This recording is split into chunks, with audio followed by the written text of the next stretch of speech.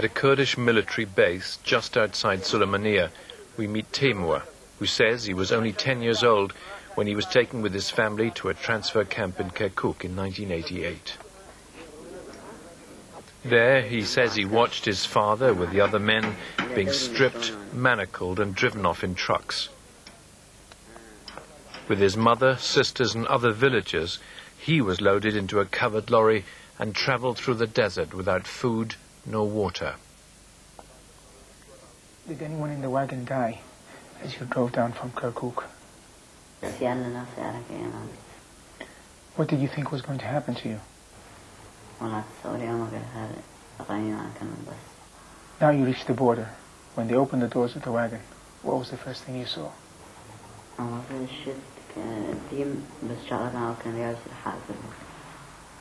How many holes?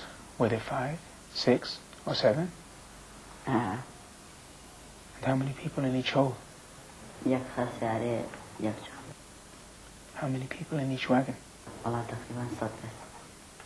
Were women crying? Were children crying? What was happening?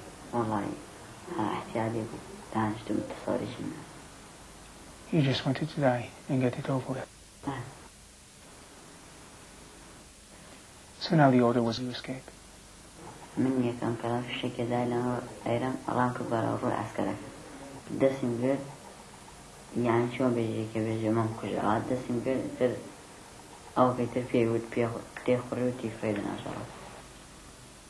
Did you look into the first soldier's face? What did you read in his eyes? And he's the one who shot you?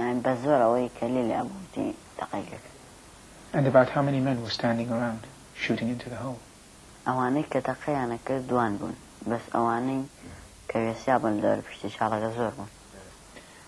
Could you hear people shouting, as well as the sound of the bullets?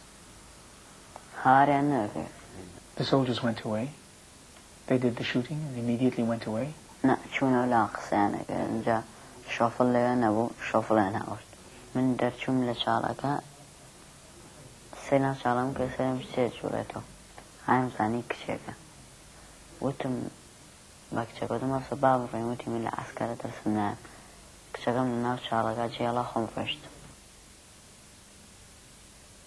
Timur walked until he came upon a Bedouin encampment. They took him in, dressed him as an Arab boy, and kept him hidden in Samawa for 2 years. He is a survivor from the end phase of the Anfal. Now the battle. Kurdistan, near Nekin, just a mile north of Iraqi lines. This fort was dynamited and abandoned by the Iraqi army just a few weeks before we arrived.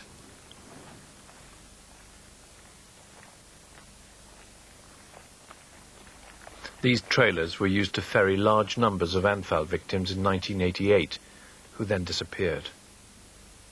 Until recently, I thought Anfal was a name from the Quran. Today it means for me the routine mass murder of at least 100,000 Kurds.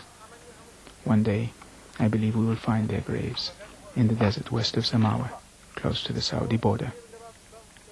Who is responsible? Is every Iraqi responsible? So many Kurds could not have perished if other Kurds had not herded them out of their villages to their deaths. Are the Kurds responsible? Is every Arab responsible? Millions of words have been written about the destruction of 400 Palestinian villages by Israel, and rightly so. But why is it that not one Arab has written one word about the destruction of 4,000 Kurdish villages by Iraq, an Arab state?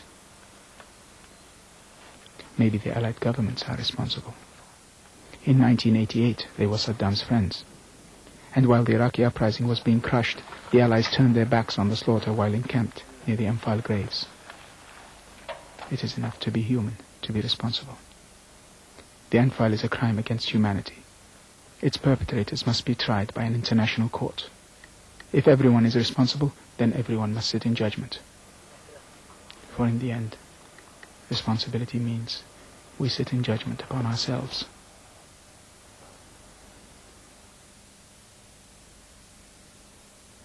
You wanted me to say something here. The only appropriate response, I think, is silence and shame.